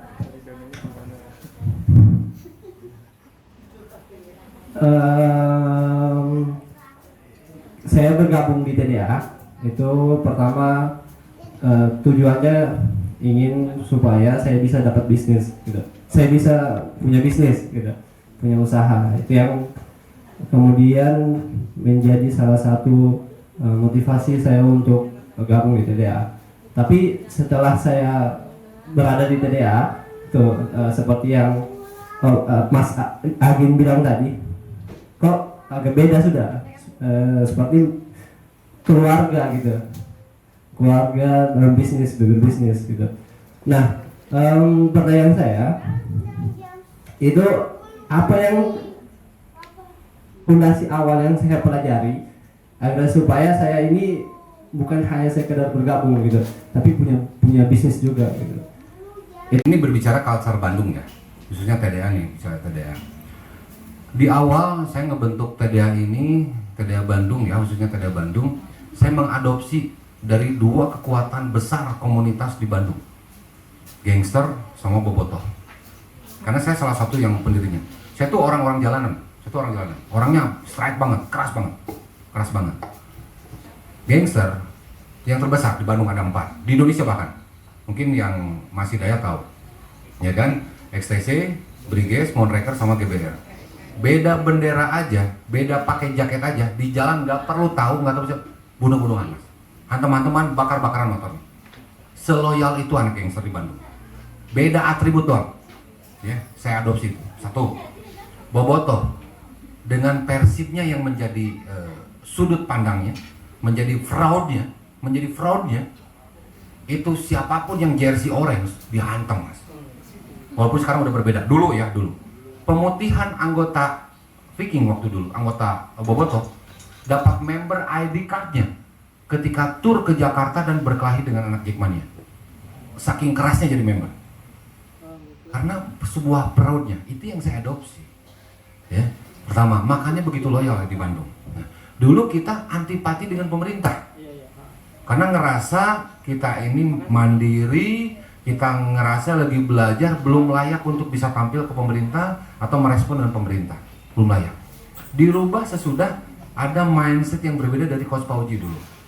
Coach Pauji Rahmanto plus sering diinikan bahwa ini komunitas jangan inklusif. Jangan eksklusif, harus inklusif, harus terbuka dengan yang lainnya. Kita berteman. Kenapa? Karena di pemerintahan sendiri, mau pusat maupun daerah, udah banyak UMKM ini khususnya. Para penggiat usaha entrepreneurship itu selalu dijadikan sebagai objek campaign. Hampir semua kementerian. Kalau di BUMN itu ada namanya CSR. Ya? Kalau di kementerian itu pasti jadi sebuah campaign, objeknya. Nah, kenapa nggak kita ambil sebuah peran itu? Kebetulan TDA udah running terus-terusan dengan berbagai macam event-event yang skala daerah sampai skala nasional. Itu portofolionya. Nah itulah yang dijual, itulah yang kita ini TDA membernya tersebar di ABCD, sekarang udah 100 sekian titik ya. Jadi cabang TDA atau chapter TDA itu luar biasa gitu. Di Bandung ketika orang berbicara selalu TDA yang jalur priority. Satu, keuntungan bagi member, bagi pengurus apalagi. Ketika ada program CSR atau program terbaik dari pemerintah, kementerian, maupun pemerintah pusat, maupun pemerintah daerah, itu selalu diserap oleh orang-orang yang tepat. Member TDA. TDA ketika dijadikan sebagai rujukan untuk menjadi pembicara soal kuliner, soal fashion, soal IT, soal tentang traffic sources, ya, tentang digital misalnya, selalu ada talent-talentnya di TDA. TDA hadir apapun yang diminta, gitu mas. Jadi TDA menjadi way out, kepanjangan tangan bagi pemerintah, ya kan? Di sini misalnya berbicara soal konten. Tadi saya ngobrol dengan Om Fahri. Salah satu solusi tengah yang terbaik untuk kontennya Pak Wali sekarang misalnya. Karena diurus sosmednya, bagaimana cara mengolah sosmed, kan itu ke pemerintah. Coba deh para tokoh-tokoh publik, ya kan, entah kepala dinas segala macam punya akunnya, diajarin. Nah itu tadi harusnya ada. Atau program-program CSR-nya minimal ke member ketika ada pameran, TDA dikasih space untuk bisa itu. Jadi kita hadir, selalu hadir. Makanya sangat disegani, bahkan jadi partnership yang keren bagi pemerintah. Nggak boleh, makanya sekarang mah kita kemarin program dengan Save the Children. Terus yang anak-anak disabilitas, karena banyak sekali potensi-potensi dari mereka yang kreatif, hanya kesempatan yang enggak. Kita jadi hadir, membimbing, bahkan jadi mentoring. Kurang lebih berapa bulan. Angkatan pertamanya saya yang ikut Save the Children. Anggarannya ada, nah kita sebagai orang-orang di lapangan. Terus ada kegiatan sosial, ada yayasan apa, mereka punya dana CSR-nya berapa ratus juta untuk distribute ke orang-orang jompo. Mereka nggak punya pasukan daratnya yang memvalidasinya. Itu TDA Bandung lewat TDA sosialnya dulu, ya kan? Terus ada juga kita kerjasama misalnya dengan Vertical Rescue Indonesia untuk ngebangun jembatan. Orang yang tadinya bisa jalan atau muter 1-2 jaman, dengan dibangun jembatan selesai 5 menit, 10 menit. Saya kenal dengan para komandannya. TDA hadir di sana. Jadi kerjasama bukan ini jembatan hasil TDA, tidak. Di situ kolaborasi antara TDA dengan Vertical Rescue, kolaborasi TDA dengan pemerintahan Kota Bandung. Makanya ketika PW, Pak Gubernur datang mensupport yang tadinya anggaran ratusan juta bahkan free. Pak JK yang nasionalnya datang juga, politikus yang dari silakan, karena mereka juga aware. Saya tidak mau ini sebagai objeknya saja. Harus ngelihat manfaatnya. Ada anggaran 1-2 miliar buat pameran member TDA yang diutamakan. So, bikin booth segala macam makanan, diperkenalkan. Kita boleh seleksi, kita boleh kurasi yang terbaik untuk di acara pameran Jawa Barat misalnya, atau di Inakrat di Jakarta. Itu dari pemerintahan Dekranasda misalnya. Mereka butuh talent yang mana ya? Ya udah sok ketemu aja dengan ketua TDA Bandung. Nah, di TDA Bandung dibentuk ada yang eksternal, disebutnya divisi eksternal. Itu hubungannya dengan luar, dengan pemerintah, dengan sponsorship, dengan BUMN, dengan sponsor eksternal. Nah, ada lagi yang internal, dibentuklah divisinya, Epic segala macam gitu loh. Ya, edukasi buat member. Jadi udah dibentuk Om Pais. Jadi bagi saya TDA Palu harus jadi bagian strategis partnership dengan pemerintah. Itu ya, karena memang di pusatnya udah diarahkan. Kalau soal gimana cara ininya, kita udah besar Om. Sangat mudah kampanyenya. Mereka searching di Google pasti yang terbesar, komunitas terbesar pebisnis TDA. Makanya kemarin kita jaga, termasuk pemilihan presiden, kita jaga banget. Bandung selalu bergeraknya di sana. Ketika saya bilang, ini kok ada ART yang dilanggar, kita yang senior-seniornya yang turun. Sekarang saya udah jarang ini, tapi sekalinya diundang. Siapapun ketuanya, siapapun pengurus yang terbaru, nggak sah, nggak validasi kalau mereka belum sowan ke rumah saya. Pengurusnya datang, ini gimana arahannya ini. Saya cuma gitu aja, udah nggak terlibat secara langsung. Komunitas yang nggak pernah sampai sekarang saya tinggalin TDA, karena saya udah itu bagian dari keluarga saya gitu loh. Saya bagian daripada mereka. Saya bukan seorang siapa-siapa. Kok saya bisa tahu ilmu ini, tahu itu, relationship di mana-mana. Itu kan karena TDA gitu. Terakhir saya ke Mekah, ada TDA Jeddah Om. Kalau bawang goreng itu bisa masuk ke sana, Masya Allah. Pop mie itu luar biasa. Ya. Terus ada di New Zealand. New Zealand juga ada TDA di sana ada. Dia sering kontak juga, Agin bisa bikin baju renang nggak? Gitu loh. Itu luar biasa jaringannya. Karena bisnis itu butuh relationship. Bisnis itu butuh sebuah jaringan, butuh network. Ya. Karena yang beli produk-produk kalian manusia. Apalagi bisnis model kita yang B2B, oh Masya Allah. Ya, Mas Om Pais ya. Jadi memang bagi saya udah banyak prototipenya. Kenapa Bandung? Bandung orang kreatif kok. Mereka sangat welcome pemerintahannya. Ayo para komunitas, basisnya kan banyak banget. Termasuk ya para begundal itu gitu loh. Nah, dulu negatif saya rubah di TDA. Nggak ada ospek-ospekan, ya kan? Saya rubah ke kegiatan sosial. Karena saya dapat ilmu dari guru saya, kalau hidup pengen bahagia, bahagiakan orang lain. Kalau hidup nggak mau susah, bantu kesusahan orang lain. Makanya saya bikin divisi sosial waktu dulu. Ya 2011 saya udah bikin masjid di TDA. Padahal membernya masih sedikit dulu, masih 50 sampai 100 orang. Dan itu cuma di grup email, masih milis. Zamannya masih BB, nggak tahu ya, zaman sekarang BB. Dan itu bisa digerakkan. Saya cuma 1-2 orang yang bikin divisi. Orang banyak ragu kok, bisa nggak ya bikin masjid di atas gunung? Siagin aneh-aneh aja. Banyak orang meragukan tentang ide. Ini pembelajaran bagi saya secara personal. Jadi yang menempa saya bisa sampai ke kita dia gitu. Orang ragu, saya percaya udah. Ingat kata Pak Prabowo, kalau anak buah pasukanmu ragu, kamu sebagai komandan yang bergerak langsung ke lapangan. Nggak pernah nunggu. Saya sendiri ke gunung bareng cuma 2 orang. Saya dengan Kang Yasin yang sekarang di jadi ini juga gitu ya. Lumayan public figure di sana. Cuma 2 orang kok. Nggak ada yang meragukan program saya tuh. Sampai sekarang masjidnya masih utuh ya dulu ya. Alhamdulillah gitu ya. Saya banyak turun ke lapangan dan sekarang legasinya. Jadi ketika anak geng dulu di ospeknya begitu keras, saya bilang yang saya stempel jadi register member sesudah ikut kegiatan sosial. Artinya apa? Kalian jangankan bisnisnya, sama orang lain yang lagi susah aja kalian peduli gitu loh. Nanti kesusahan kalian, kesukaran kalian dalam bisnisnya dibantu solusinya sama Allah. Gitu. Kalau kita udah peduli, ya, udah peduli sama orang-orang lain, gitu ya, Om Pais ya. Mudah-mudahan tidak puas jawabannya, biar saya bisa balik lagi ke sini, ya. Gitu. Terus buat Masnya, ini berbicara baik, betul. Komunitas TDA itu komunitas bisnis. Kalau niat awal kita mencari apa-apa di TDA, trust me deh, tidak akan dapat apa-apa. Kalau kita mencari apa-apa di TDA, trust me, nggak akan dapat apa-apa. Tapi kalau niat kita pengen memberikan sesuatu hal di TDA, apa yang sampean butuhkan, goal-goal yang sampean butuhkan, dengan sendirinya vibrasi itu akan datang mengambil sampean. Mau bisnis apa, Mas? Saya tanya mau bisnis apa? Hah? Bisnis apa? Fashion. Fashion apa, Mas? Jam tangan. Oke. Kenapa fashion jam tangan? Apa senang dengan hublot? Apa senang dengan udah tahu brand-brand luar segala macam? Udah pernah dengar Matoa? Matoa apa ya? Matoa tahu? Jam tangan Matoa? Nah, berarti belum fashionnya belum di sana. Itu panjang kalau saya jelasin. Why pemilihan bisnis itu penting?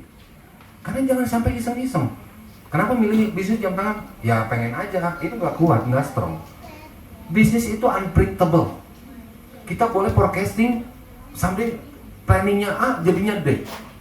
Apa saya pernah berpikiran saya akan turbulensi ratusan juta? No. Itu manusia. Manusia banyak kelemahannya, apalagi yang serius. Makanya di Golden Triangle Simon Sinek itu why? Kenapa kamu milih bisnis itu? Kalau nggak bisa nge-breakdown 30 brand lokal soal jam, 30 brand internasional soal jam, apa kelebihan kekurangan mereka? 10 kelebihan satu brand itu, 10 kekurangan brand itu, belum serius kamu. Itu kalau di coaching sama lagi.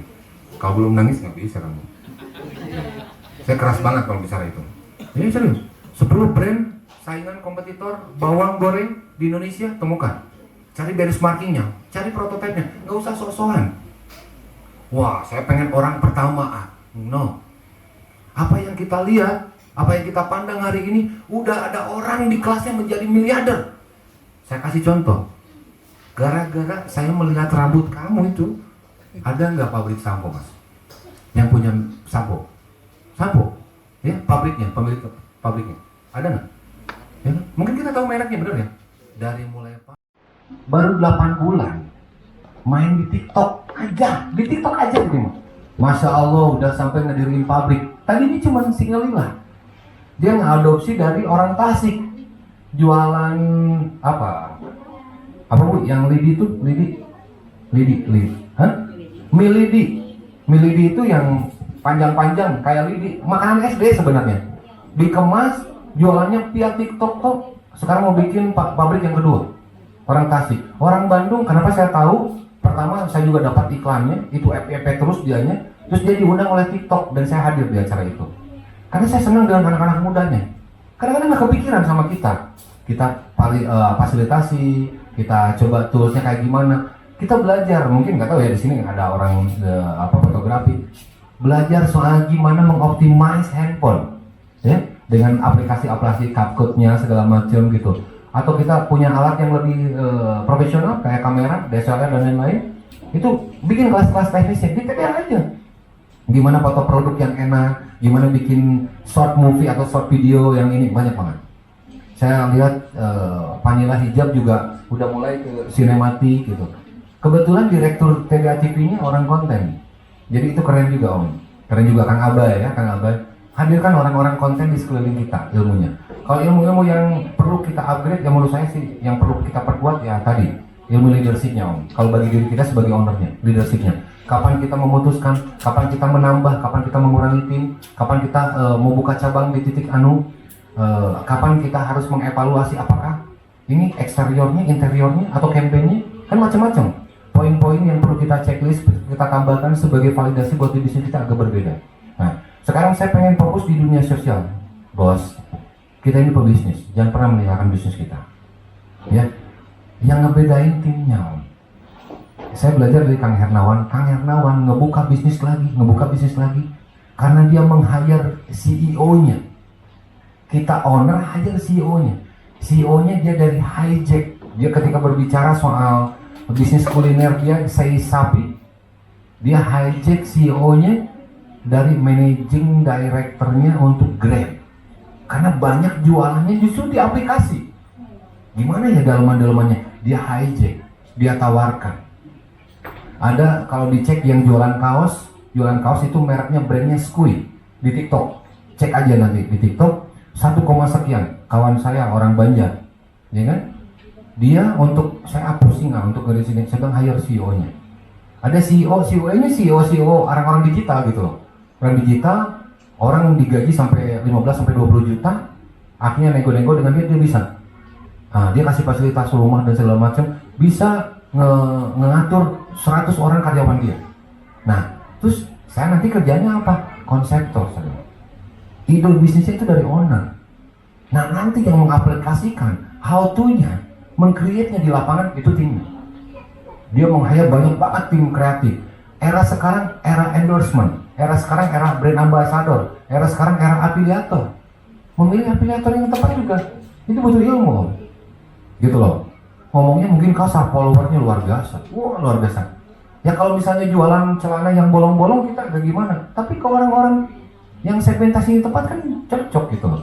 Memilih segmen pasar segala macam. Ilmu yang selalu abadi soal ilmu marketing. Loh. Nah, jadi leadership sama marketing plus sales bagi saya itu penting. Karena fondasi bisnis cuma 2 sebenarnya. Berbicara supply and demand. Kita mau kuatin yang mana? Bobotnya. Create demand-nya, kuatin supply-nya, kan gitu. Nah, bobot itulah yang perlu kita breakdown. Siapa yang menjadi tim marketingnya, siapa tim salesnya, ya kan CSR-nya itu bisa gonta-ganti. Gitu. Nggak ada yang abadi, nggak ada yang baku. Kita bisa belajar. Nah, sesudah kita dapat ilmunya, kunci ilmu bisa proven itu dipraktek. Baru kita bisa, oke, saya kayaknya cocok dengan si guru A ini. Karena udah kita praktek, gitu loh. Maksud saya, kita nggak bisa, ayo ikut ini, ke sana, ikut sini, ke sana, pusing nanti. Kebanyakan workshop nantinya. Ya, kebanyakan workshopnya. Nanti workshop nanti. Mazhabnya. Oke ya, Om Bar ya. Ya mudah-mudahan someday bisa ke Bandung. Ya, kita bisa main-main, bisa diskusi bareng lagi. Gitu. Ayo, siapa lagi? Oke, Om Den. Selamat malam A dan Teteh. Punten, pertama-tama turun sudah bersedia hadir bersama kita di sini malam ini. Perkenalkan, nama saya Muhammad Hidayat dari divisi eksternal. Ya, saya butuh masukan yang konkret yang sudah pernah dilakukan oleh TDA Bandung, khususnya divisi eksternal. hal-hal apa saja yang sudah pernah dilakukan oleh divisi eksternal TDA Bandung yang dari situ itu jadi bahan masukan juga buat kami divisi eksternal TDA Bandung. Terima kasih.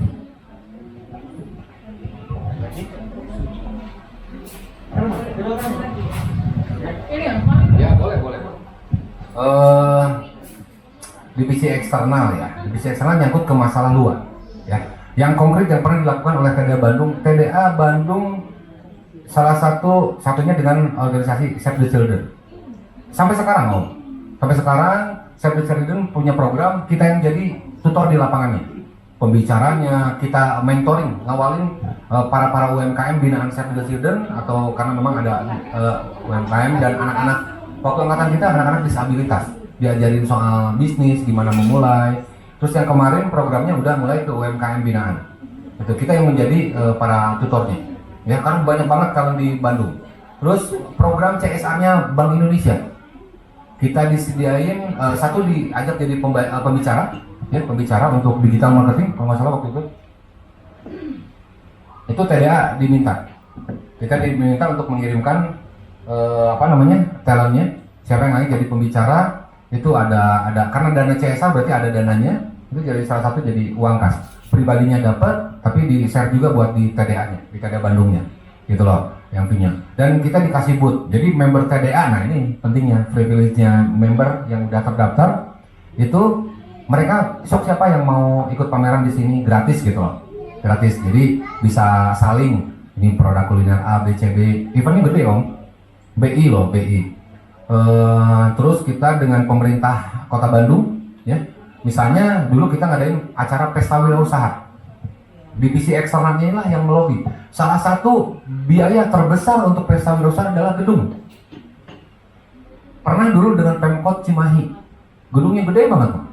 Bagi orang lain itu lumayan biayanya, kita tukeran. Saya minta gedung ini free. Kita punya talent yang banyak untuk binaan UMKM di Cimahi, gratis Pak. Artinya gedungnya free, pelaksanaan TDA Pesta Wirausaha selama 3 hari, bayang 3 hari om. 3 hari itu bisa free, anggaran ratusan juta, ya bisa free. Dan nextnya kita kerjasama dengan Pemkot Cimahi waktu itu untuk training dan mentoring UMKM binaan Pemkotnya selama sekian waktu gitu, kurun waktunya. Bayangna TDA hadir di situ. Dan itulah pintu masuk UMKM Cimahi masuk TDA Bandung, gitu om, ya kan? Nah kita datang ke ketika ada program apapun, apalagi mereka yang minta, misalnya dengan pemerintah dinas ketenagakerjaan. Kalau UMKM udah pasti, dinas UMKM udah pasti itu TDA selalu dikontak. Dinas ketenagakerjaan ada CSR, dipanggil juga TDA. Kita udah levelnya di gubernur, Pak, udah gubernur, ya dengan Kang Emil punya relationship. Karena member TDA ini dia aktif juga di politik di KNPI, Kang Edwin sampai sekarang dia mau nyalonin juga di Dewan, di nasional malah nasional. Kemarin PW yang tadinya terselenggara di Telkom di gedung Telkom digeser akhirnya ke Arca Mani Sport Center. Ya.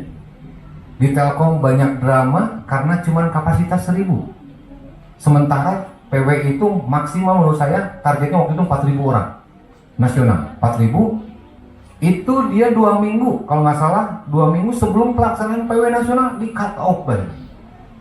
Bayangin om, itu paniknya luar biasa panitia PW nasional.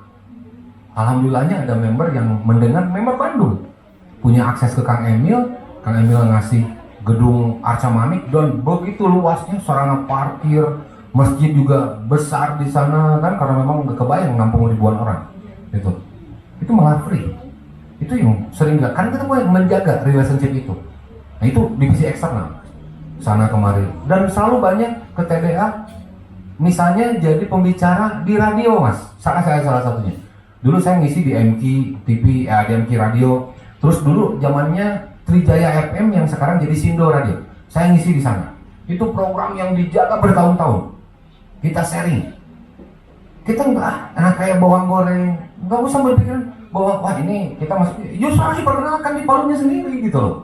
diperkenalkan lewat media-media. Nah sekarang kan enak, sambil siaran radio sambil direkam jadi konten buat simpannya, di share di Instagram atau di sosmednya khusus PDA Palu, nambah buat konten juga gitu loh, dan ngasih kesempatan buat promosi bisnis-bisnis para membernya. Terus pernah diajak juga di TV untuk launching apa, kadang-kadang ketika launching Mospite ya, sesama member launching diundang juga eksternal juga yang kedepannya gitu. Ada undangan-undangan dari mana itu eksternal. Nah, ini nih ada yang misalnya mau ada semacam sama Basnas misalnya, untuk sosial, Basnas punya dana, wow luar biasa itu, Basnas ayo gitu. Terus ada dana CSR buat ini real uang buat ngebantu, cuma dikurasi dulu, diseleksi kayak kompetisi. Nah TDA yang jadi salah satu kuratornya, salah satu verifikatornya gitu, di kontes itu. Nah itu sering mas, itu eksternal biasanya yang menampung. Ketika masuk ke admin ada yang nelfon, oh nanti kita hubungkan ke PIC-nya divisi eksternal. Itu real sampai sekarang dijaga terus. Banyak banget yang minta-minta, karena saya bilang ini banget seksi banget semua TDA tuh. Karena berbicara masa om, apapun, sampai sorry itu saya partai politik, ya caleg. Nah itu yang kita nggak pernah terima. Kalau untuk partai politik, karena TDA ini nggak ada warna, nggak boleh bahkan. Saya sempat agak friksi dengan presiden waktu itu, Presiden Denbara, saya bilang, karena dia waktu jadi presiden lebih banyak ke PKS-nya. Saya bukan benci PKS, saya pencipta PKS untuk ininya. Tapi ketika TDA dijadikan, nggak mau saya. Dia sampai ke Bandung untuk klarifikasi segala macam, akhirnya dia memilih mundur. Makanya Presiden 5.0 ada 5.1. Itu sejarahnya om, itu sejarahnya. Karena Dendimo gitu, terus naik lagi ke Samdeka, itu sangat dihindari sama saya. Ya, jadi ketika ada dari partai atau personal untuk campaign di ini nggak boleh om. Ya, kalau saya bilang itu nggak boleh, itu kultur. Kalau di Bandung sih begitu, saya jaga banget. Karena ya saya memposisikan diri sebagai penasehat sekaligus di ruwastinya. Jadi apapun ada masalah-masalah di member TDA Bandung, insya Allah saya selalu hafal dan saya selalu ikut serta untuk menjadi orang ketiga, tripartite company lah, yang memfasilitasi untuk bisa menyelesaikan permasalahan anggota. Gitu. Anggota yang bermasalah saya keluarin juga banyak om. Banyak. Itu ketegasan karena ya sorry lah, nggak ada kamu juga dulu TDA Bandung ada. Gitu. Saya nggak butuh kamu kok. Kalau kamu cuma mau menghancurkan TDA buat apa? Soalnya saya berani dengan pasang badannya om. Gitu. Karena sayang banget saya punya legacy di sana. Saya punya power lah bahasanya. Ini tuh saya berjuang bertahun-tahun gitu, bikin culture. Yang terpenting itu culture-nya, budayanya. Makanya di perusahaan tuh butuh culture itu, perusahaan. Nah saya terapin di TDA juga gitu. Culture nggak boleh ini, nggak boleh itu gitu lah.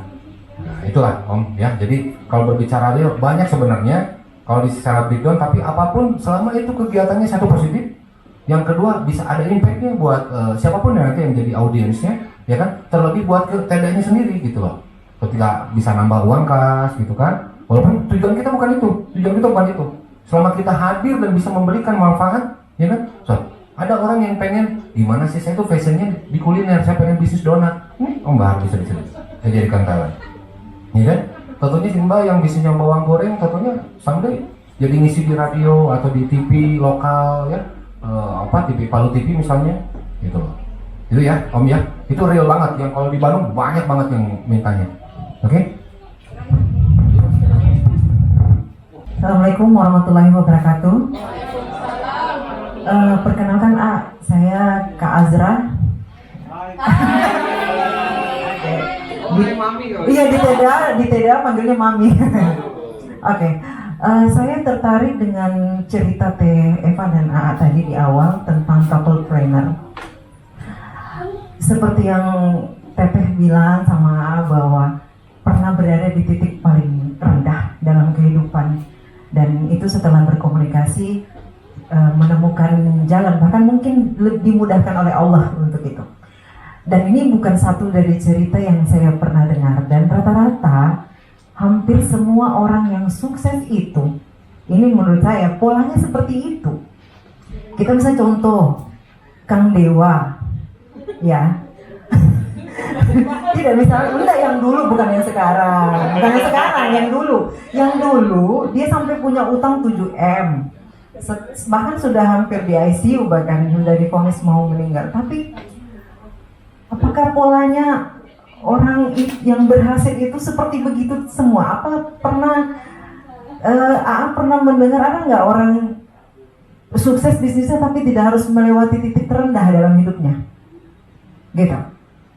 Itu aja kan. Terima kasih. Contoh. Ini luar biasa ini, pertanyaannya dalam. Ya, benar. Pak, Apa? Ada no komen. Kalau aku sama Atu berusaha ya, kita sehari-harinya emang kayak gini, saling goda, saling ini. Jadi kita nggak ada flexing dalam pacaran juga gitu. Iya, kita kata emang hidup itu harus apa adanya gitu. Apalagi kalau saya pribadi, saya di Oliver aja saya nggak personal branding, karena saya nggak mau terlalu banyak flexing gitu, terlalu banyak apa ya, pencitraan, drama. Makanya kalau jujur aja saya sama A nggak akur. Kita itu kayak Tom and Jerry, karena dia selain temen dari kuliahan ya, dia pacarku, suamiku, dan sahabatku. Mungkin kan ada istilah di balik lelaki hebat ada perempuan hebat gitu ya. Mungkin karena ada dukungan dari perempuan juga ya, yang bikin apa ya, aku kalau bikin dewa itu kok greget.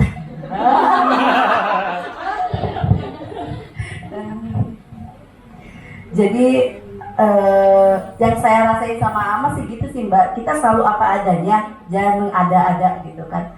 Jadi kalau apalagi kalau aku tuh orangnya nggak bisa ngomongnya, nggak bisa tek ini aja apa random gitu kan, ada yang nanya baru bisa jawab kayak gitu.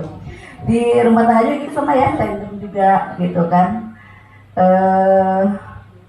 Dan ya itu kan salah satu rezeki yang Allah turunkan tuh, kalau menurut aku tuh berbanding lurus sama keharmonisan dalam keluarga gitu kan.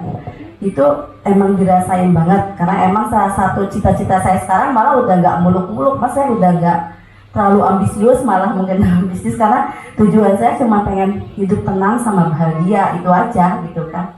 Dan ternyata ketenangan itu bener-bener ya akhirnya kayak sekarang kayak malas-malesan gitu kan. Saya ibu kok malas banget ya, ya apa ya, kok aku udah gak ambisius kayak dulu gitu kan. Perasaan semua udah dapet gitu kan, hidup udah tenang gitu kan, bahagia juga udah gitu kan ya. Bahagia gak sih ya sama aku? Soalnya aku rewel.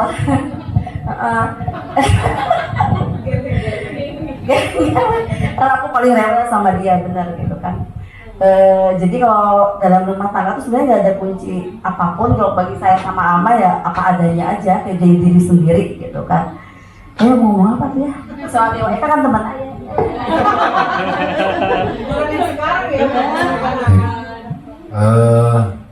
Saya ketemu dengan berbagai orang yang starting sampai dengan yang miliarder banget lah, udah sering banget ya, Pak Sandi dan lain-lain lah ya, karena itu salah satu mentor atau ini di KDA itu privilege banget lah dengan Pak Sandiaga Uno. Itu kan salah satu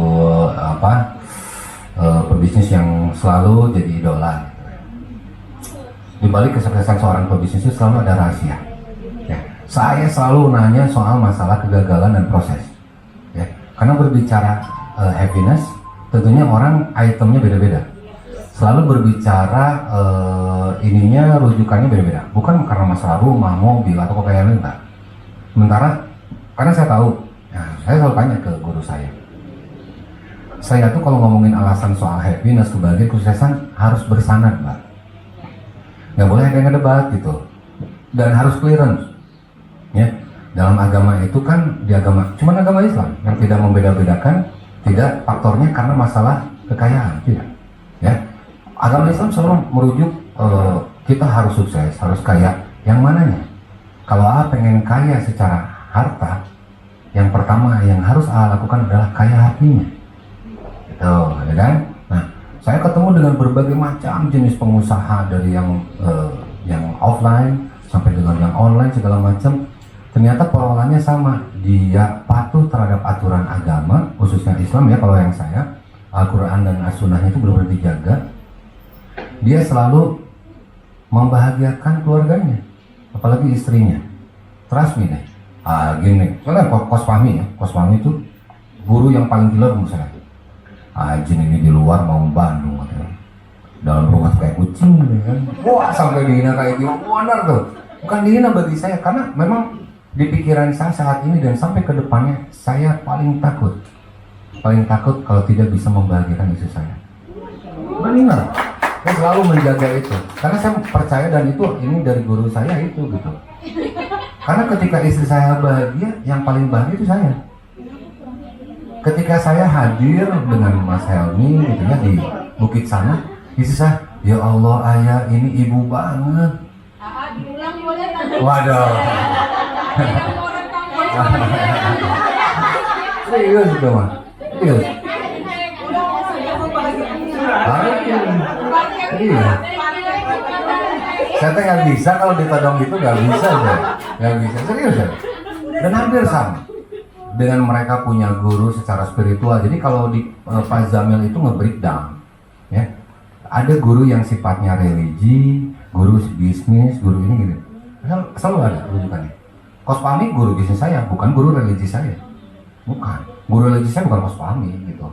Saya ada guru saya yang jelas ahli silsilahnya tuh tahu gitu saya. Dan tapi kalau berbicara guru bisnisnya, dia salah satu guru terbaik saya gitu. Di TDA banyak banget guru-guru saya, banyak banget. Dan polanya benar Mbak. Apakah harus mengalami titik itu? Biar kita ngerasain secara rasanya. Ditipu sama orang itu nggak enak. Kekurangan itu nggak enak. Dihina itu nggak enak. Makanya di dalam konsep Islam, kalau kamu nggak mau ditipu sama orang, kamu jangan nipu orang.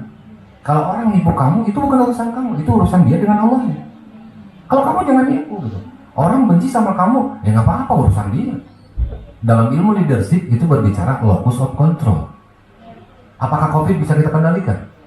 Tidak. Tapi ketika kita bisa menjaga asupan energi, makanan, vitamin, kan kita yang bisa kontrol. Bener ya?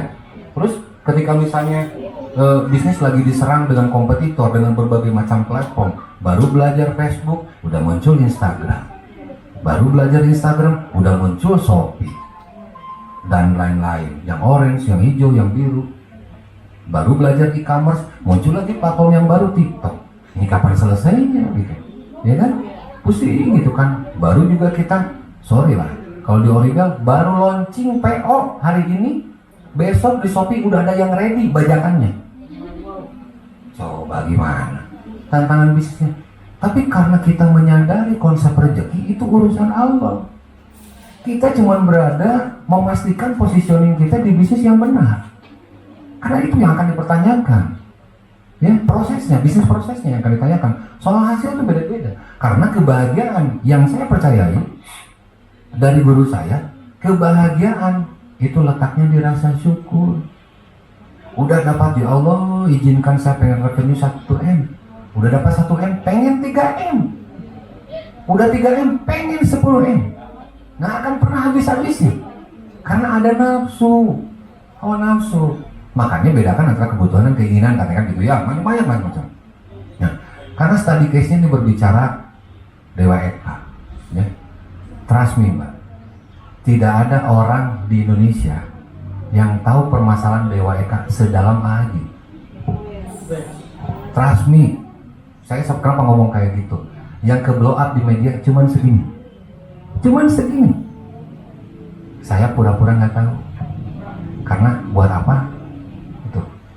Masalahnya ini, saya menyaksikan Bismillahirrahmanirrahim, Maha Rahmannya, Maha Rahimnya Allah itu nyata. Kalau dengan study case itu yang tadi, itu mah Allah yang nutupin aibnya dia, yang munculnya baru sedikit. Kalau masalahnya, Masya Allah, saya tahu perjuangan Dewa Eka dari nolnya, dari nol. Waktu di Last Square, salah satu andilnya TDA yang ngebesarin. TDA dijadiin pembicara di sana kemarin, sering ketemu dengan saya di Bandung, sering diundang, jadi kasih privilege di Jakarta, sering diundang di TDA PW Nasional, sering tahu persis permasalahan cuma kecil. Nah itu salah satu yang greget ya istri saya, karena tahu persis permasalahannya. Permasalahan sampai sedang, kenapa coba? Kalau pengen menghancurkan dewa mah gampang, pegang aja 2 engine-nya. Dewa itu cuma di depan. Saya bilang tadi, hebatnya dewa menelurkan leader. Nah, 2 leadernya ini dari semenjak awal, 2 leader ininya yang menghadap ke Agin. Sekarang bubar perusahaannya. Nah, 2 leader inilah yang sekarang gabung untuk bikin perusahaan sendiri. Karena ini menyangkut masalah karakteristik. Hampir kayak Sambo itu dewa tuh sama timnya itu. Hampir-hampiran, Mbak. Hampir-hampiran dibunuh itu. Hampir-hampiran dibedil, nah ditembak gitu. Saya bilang, jangan. Kalau saya bilang silakan, dibunuh itu. Enggak, itu udah tergantung saya itu. Jujur aja saya ngomong, ini baru di TDA Palu loh. Saya ngomongkan tadi yang contohkan Dewa Eka. Saya bilang buat apa? Jadi ketika study case-nya Dewa Eka, gitu, mereka ngomong tentang bosnya, saya bilang karena dewanya nggak ada di hadapan saya, ini sebenarnya ujian paling besar dan terberat buat kalian. Mereka, dia ngomong dari jam 11 selesai adzan subuh di rumah saya. Wah itu bolak-balik, nggak pernah saya update status untuk mereka berdua itu. Ya sampai sekarang, maka ada deal bisnis dengan saya nanti timnya mereka tuh. Dari sekian ratus itu tersisa sekitar 40-an. Gitu, sekitar 40-an. Saya sampai tahu siapa A, B, C, D-nya, gitu. Tahu persis. Yang di belakang kecil. Karena apa coba? Saya bisa memprediksi ini bakal begitu. Karena ini pola lama yang terjadi di masa kini. Gitu loh. Pola lama ya. Jadi sejarah kisah-kisah para nabi, para sahabat, para wali, terulang. Itu kan masalah-masalahnya. Kalau saya analogikan itu kayak Firaun. Firaun, gimana Allah, gimana komplainnya Nabi Musa dan Nabi Khidir. Gitu. Ya Allah, kenapa nggak dimatikan ini Firaun? Gitu loh.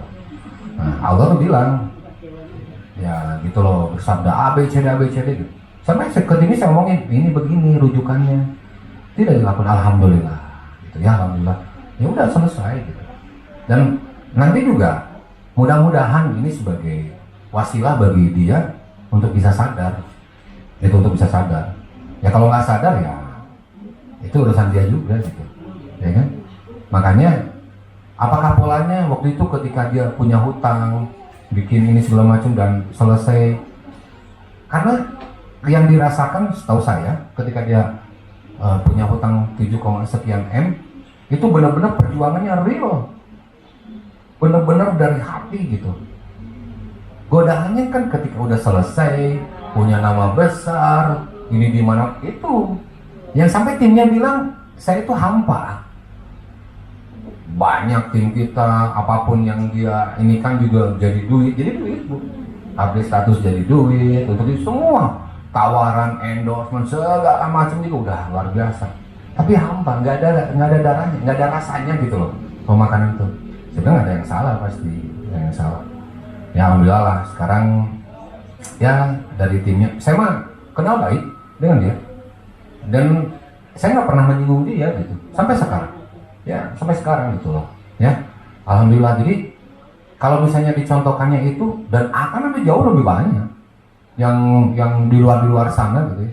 Saya pikir kenapa itu yang happeningnya karena dia followernya banyak lah bahasanya, padahal pengusaha-pengusaha sukses di Indonesia, kalau saya dengar contohnya dari di sini aja yang di Palu yang punya rumah apa emas ya di sini kan. Ya, saya tahu karena kakak saya juga kemarin hadir ya, dia di acara pernikahan ponakan saya itu. Oh, polanya memang luar biasa gitu. Dia dari suffering gitu ya, dari apa namanya, dari keinginan, dan dia punya impian yang memang keren. Impian gitu, impian. Kalau pernah dengar cerita Pak Sandiaga Uno, saya sampai hafal tips dari dia. 4 as. Nggak tahu mungkin teman-teman di sini pernah dengar atau enggak. Sampai hafal 4 asnya itu. Bisnis ketika dijalani harus punya nilai ini, 4 as ini, secara personality ya. Jadi kita sebagai pemilik bisnis atau seorang pejuang bisnis harus memiliki satu sifat kerja keras ya. Kerja keras itu nggak ada bisnis yang sukses tanpa kerja keras. Terus yang kedua, apalagi di era sekarang, kita harus kerja cerdas.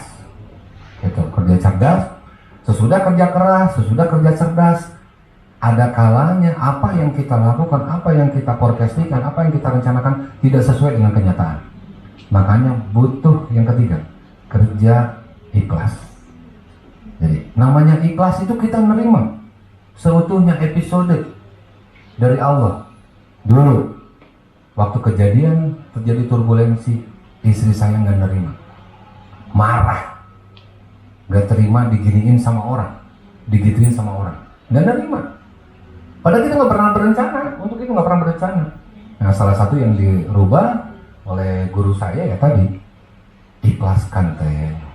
Namanya ikhlas itu nerima seutuhnya, nerima seutuhnya, nerima seutuhnya. Kenapa? Karena ini dari Allah gitu. Karena ini dari Allah, nerima seutuhnya.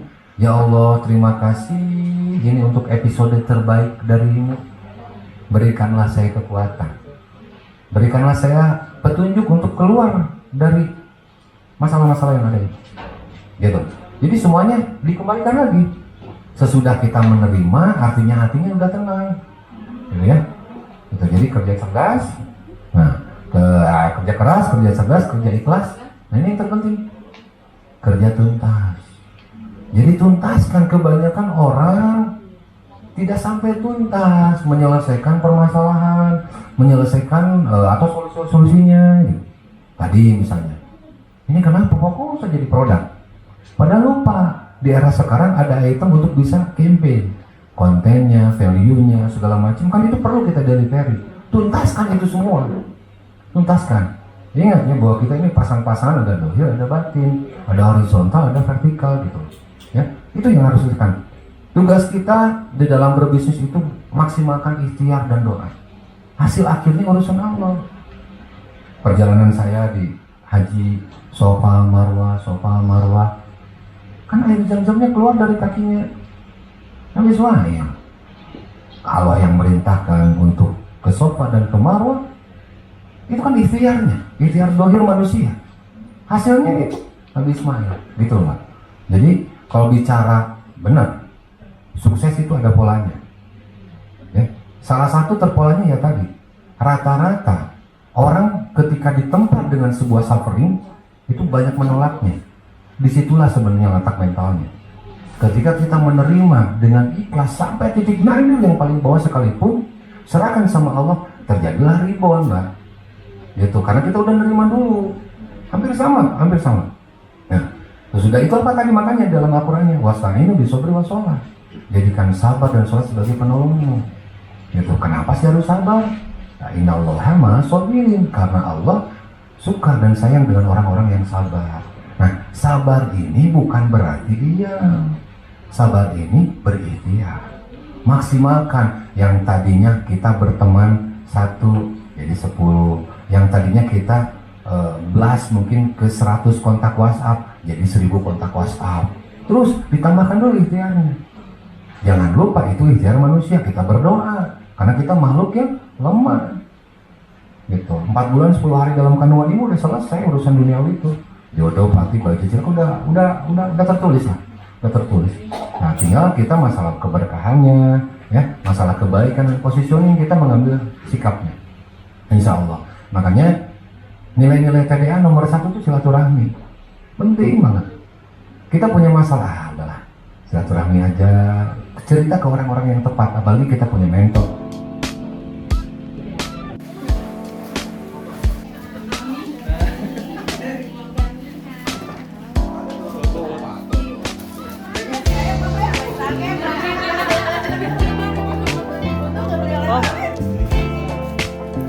Oke, 1, 2.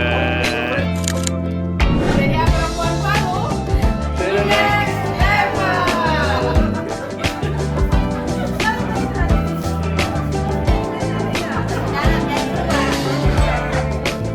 Ya, 1, 2, 3. Ganti 1, 2, 3. Lagi 1, 2, 3. Lagi